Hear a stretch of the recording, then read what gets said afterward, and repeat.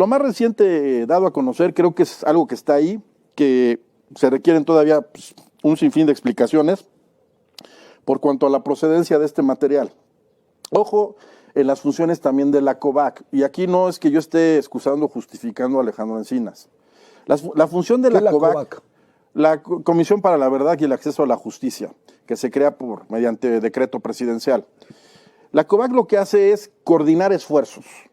La COVAC lo que hace es allegarse de datos, de información y turnarla al Ministerio Público, en el caso a la unidad especial. Hasta donde hoy sabemos, bueno, ellos reciben una serie de pantallazos, que no chats. Sí, sí. Y aquí lo más importante, creo yo, es que se debe corroborar la procedencia de ese material. Pero estarás también de acuerdo conmigo, Javier. Aquí lo importante, más allá también de la procedencia, es cómo se obtuvo. ¿Por qué? Porque para que tú tengas acceso a un equipo de telefonía celular o para que intervengas una comunicación privada, requieres de una orden judicial. Claro. Entonces, bueno, pues con todas estas inexactitudes y todas estas omisiones de parte de funcionarios de todos los niveles, yo me pregunto, o te pregunto más bien, ¿cuál es tu opinión sobre la verdad histórica de Murillo Karam? ¿Qué sustentación tiene? ¿Que ha sido el punto central de la crítica de este gobierno en contra del caso Ayotzinapa por el manejo que además del gobierno él llegó anterior? tarde. O sea, él llegó de procurador cuando ya estaba el caso. ¿Cuánto tiempo después? 10 días. Sí. A ver, aquí... Y lo acusan de desaparición forzada. Sí, imagínate. No hay nada que ver. A ver, que no aquí, tienen madre. desgraciadamente sí hubo una serie de acciones, mencionaba yo hace un rato, que enturbiaron, que ensuciaron la indagatoria, las detenciones y retenciones ilegales, y muy particularmente los actos de tortura. Pero eso es imputable a Tomás Herón de Lucio y a la gente que lo auxilió en ese sentido. Ahí hay que tener absoluta claridad. Por cuanto hace a la verdad histórica, bueno, yo conozco la información que se ha desclasificado, pero no he tenido acceso a ciencia cierta a la totalidad de las actuaciones, a la totalidad del cúmulo de los datos de prueba. No los conozco. Reitero, sí hubo ahí una serie de deficiencias, de omisiones, de acciones que son constitutivas de delito, que enturbiaron la indagatoria y que generan todo tipo de dudas, de comentarios sobre lo que realmente ocurrió. Pero bueno, yo creo que la misión de quienes hoy tienen a cargo el asunto es depurar, es limpiar y enderezar y perfeccionar esa indagatoria. Creo que esa es su función, creo que ese es el compromiso. Yo siempre he dicho que le doy un voto de confianza al fiscal general de la República, al doctor Gers Manero. Mucho se habla hoy que... Pues solo tú, bueno, mucho no se venía a habla... la mesa, No, Ni madres. no es de los favoritos. Mucho se habla de las omisiones o de las acciones que se incurrió hace unos días, pero me parece que son imputables al extitular de la unidad, porque a él se le dotó de todos los instrumentos, de todas las herramientas para que pudiese encontrar un resultado positivo y enderezar la indagatoria, cosa que no hizo. A mí me llama mucho la atención también... Ese titular, perdón, es el que propuso en su momento el grupo de expertos independientes. Ojo en ese sentido. Desde entonces él debió excusarse. ¿Verdad que sí? ¿Por qué? Porque él ya estaba predispuesto. Así es. Él ya traía una idea Él clara ya traía su propia verdad histórica. que impulsaba el grupo de expertos de la Comisión Interamericana. Es correcto.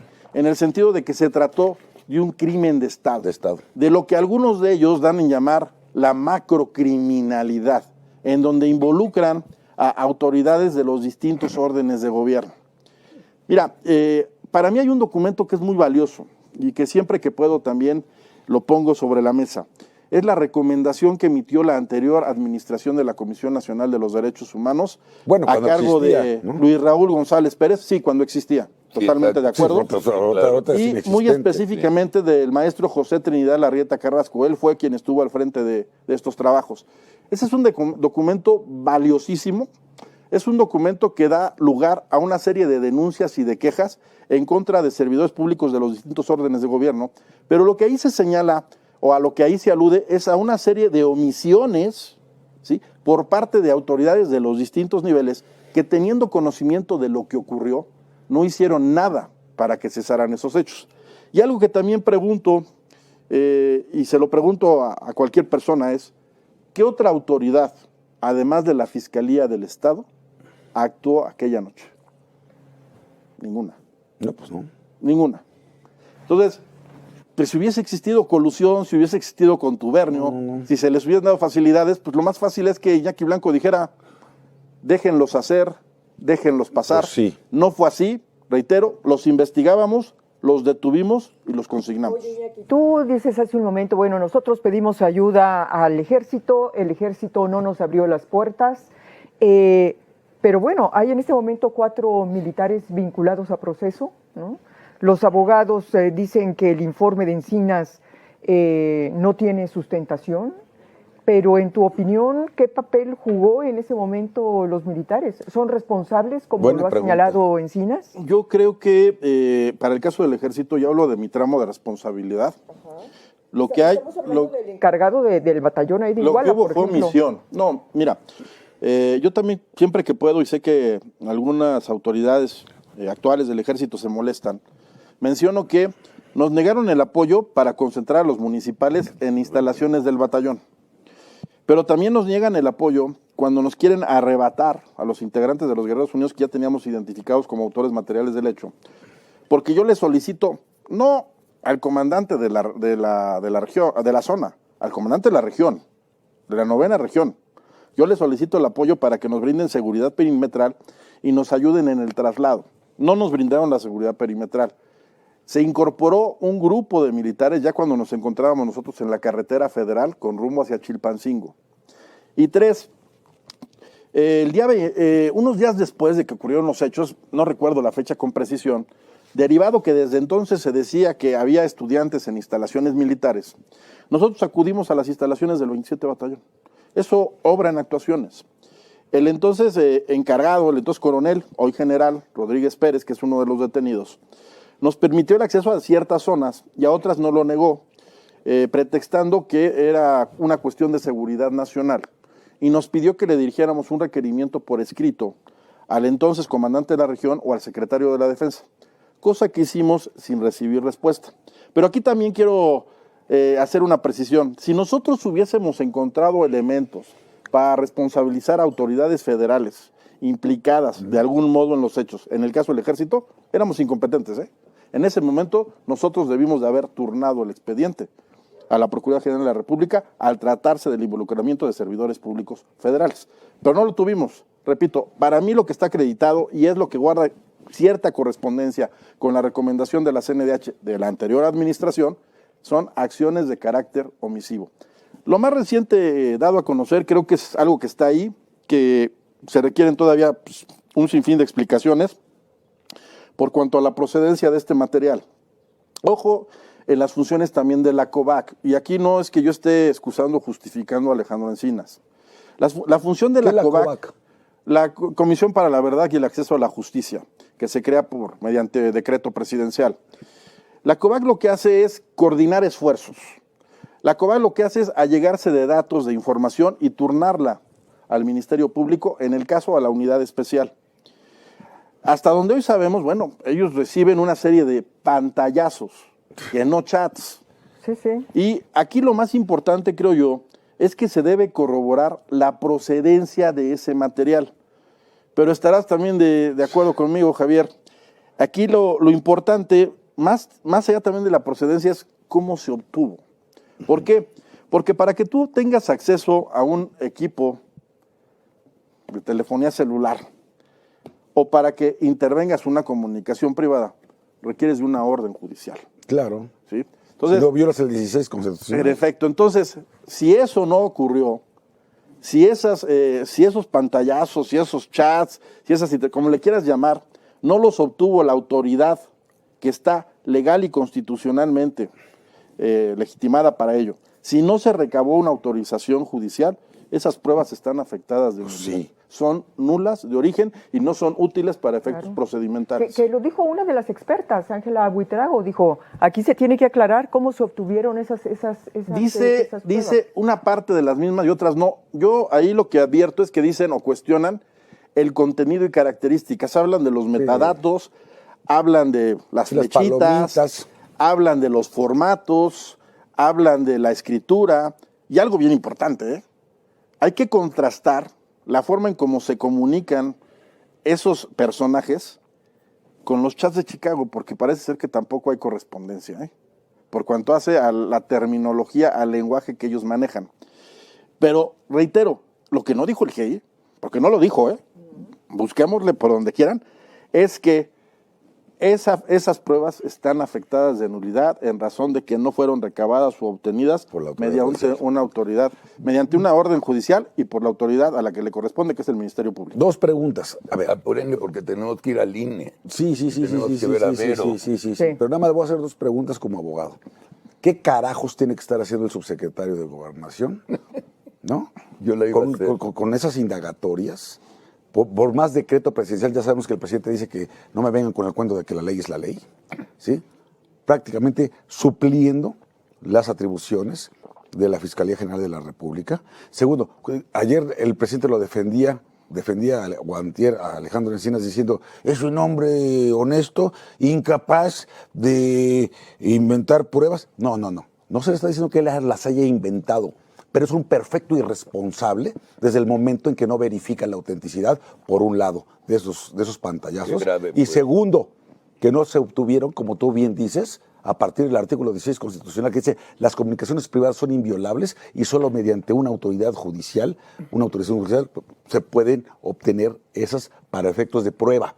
Entonces, ¿qué opinas jurídicamente de esa actuación de Alejandro Encinas, de la Secretaría de Gobernación y de este gobierno que quiere pues tergiversar todo o decir aquí está la nueva verdad histórica o la verdad última? Que es casi idéntica a la que dijo. Porque la quisieron meter. No. Y luego, a ver, y un día después de que se habían librado 21 órdenes de aprehensión contra elementos militares, dicen retiren 16 de las mismas. Y yo te agrego una pregunta, ¿van a meter a la cárcel también Encinas por esa declaración? Pues, este cabrón es un delincuente, confeso. No lo sé. Me parece que esos son aspectos que se deben investigar. Yo he interactuado con el subsecretario. Yo te adelanto, seguro no. No, pues claro que no. Yo he interactuado con el subsecretario en distintos momentos. Hemos intercambiado puntos de vista, información, creo que es parte de sus tareas. Pero sí creo que se tiene que investigar y establecer a ciencia cierta cuál es la procedencia, cuáles son los alcances de estos supuestos aparentes, que no lo son, reitero, datos de prueba, porque son nulos de origen, y si existen o no algunos otros datos que no necesariamente sean las declaraciones de testigos colaboradores, porque todo parece indicar que así es. E incluso yo aquí he señalado lo siguiente, Javier, más allá de las facultades del subsecretario, a mí lo que me parece gravísimo, y perdón por ser tan reiterativo, es el proceder del hoy extitular de la unidad especial. El que debió valorar, el que debió gestionar, el que concedió, el que acordó el otorgamiento de criterios de oportunidad, el que se les haya hecho testigos colaboradores a todos estos sujetos, fue él. Si él no aportó pruebas supervenientes, si él no los consignó por otros delitos, si no obtuvo y aportó los protocolos de Estambul, que propicia que se den, por cierto, las imputaciones por tortura, pues a mí lo único que me queda por concluir es que fue cómplice de los Guerreros Unidos, a los cuales hizo testigos colaboradores, pretendiendo que le dijeran lo que él quería escuchar. Pues va a decir lo que quiera, ¿no? Lo que le pongan enfrente de estos testigos protegidos, pues lo van a firmar, lo van a decir. Eso es algo que propicia que yo la próxima semana presente una denuncia penal en contra de este señor. ¿En contra de Tomás Herón? No, en contra de Omar Gómez Trejo, el titular de la Unidad Especial. Él fue el que fue miso en todo este sentido. Él fue el que no aportó las pruebas, el que no aportó los protocolos, el que no consignó por otros delitos. Esto es bien importante. A ver, era una forma de reparar la justicia. Él pudo evitar que todos estos personajes volvieran a la calle. Sabía que habían participado en secuestros, en homicidios, en actos de narcotráfico, en extorsiones. ¿Por qué no los consignó? Por el contrario, prefirió pactar o acordar con ellos y hacerlos testigos colaboradores, a efecto, reitero, de que le dijeran lo que él quería escuchar y todo aquello que era útil para sustentar su hipótesis del crimen de Estado. Una gran perversidad. Bueno, este es capítulo 1. Te vamos a invitar para que siga el capítulo 2 como dentro de un mes antes de Navidad. Y te vamos a suplicar que estés muy en contacto con nosotros, porque este cuento no ha acabado, ¿no? Y queremos que haya la verdad, que haya justicia, que no te jodan, que te defiendas abiertamente acá, que es un medio importante, y que sepas que nosotros estamos apoyando la verdad y que los papás de las pobres víctimas... Es que ya quedaron mal con todo mundo, Pues ya Carlos. se sienten Quedaron mal con los engañados, padres de los claro, 43 claro. muchachos. Quedaron mal con el grupo de expertos independientes. Quedaron mal con el ejército mexicano. Quedaron mal con la sociedad. Y todo por hocicón el presidente de que yo voy a resolver el caso y vamos a dar con los muchachos, vamos a saber la verdad. Pura Ya madre. rompieron con el presidente. ¿Eh? Ya todo el mundo Claro, ya con el rompieron. presidente. Mira, pero lo cierto en todo esto, Javier, Carlos, Iñaki, es que Ayotzinapa se ha convertido en un gran negocio político, Sí, señor. en una gran industria política, tanto del gobierno anterior como de este gobierno. Sí. Y de los grupos, porque aquí hay que hablar qué papel Muy están bien. jugando los abogados de los padres de familia, todas estas Por organizaciones sociales Civiles. que supuestamente están apoyando a los padres de familia y que sabemos que muchos de ellos están haciendo un gran negocio con esto. Este último punto, si me permites, es bien importante.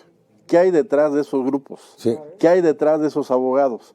¿Con quiénes están ellos directamente relacionados? ¿Quién está financiando esas Claro, ¿quién movilizaciones? financia? Eso es bien importante que lo tengamos claro. Sí, gratis no lo hacen. Y ojo, decían que hay un rompimiento. Uno de estos abogados, Vidulfo Rosales Vidulfo, Sierra, que no tiene nada que ver con los 43, está condicionando al gobierno federal que si no se retoman, que si no se reactivan las órdenes de aprehensión, Contra los incluida militares. la mía, ¿sí? Ellos no se van a sentar a negociar. Está condicionando al gobierno. Yo pregunto, ¿quién es él para condicionar? E incluso iría Claro. más allá. Ustedes recordarán que hubo una sentencia de un tribunal colegiado, que es en donde se quiere sustentar la creación de la Comisión para la Verdad. Bueno, ese tribunal colegiado señaló que esa Comisión para la Verdad debía integrarse a partir de lo que dispone el protocolo de Minnesota. El protocolo de Minnesota señala, entre otras cosas, que las víctimas y sus representantes no pueden ser parte de una Comisión para la Verdad, Obvio. porque le restan objetividad Obvio. al Obvio. análisis y a los resultados. Entonces, ¿dónde encaja todo esto de condicionar al gobierno, de condicionar a la comisión, a que si no haces tal o cual cosa, no me siento contigo? Eso no cabe. Y habría que preguntarse cuáles son los intereses o qué es lo que hay detrás de estos grupos.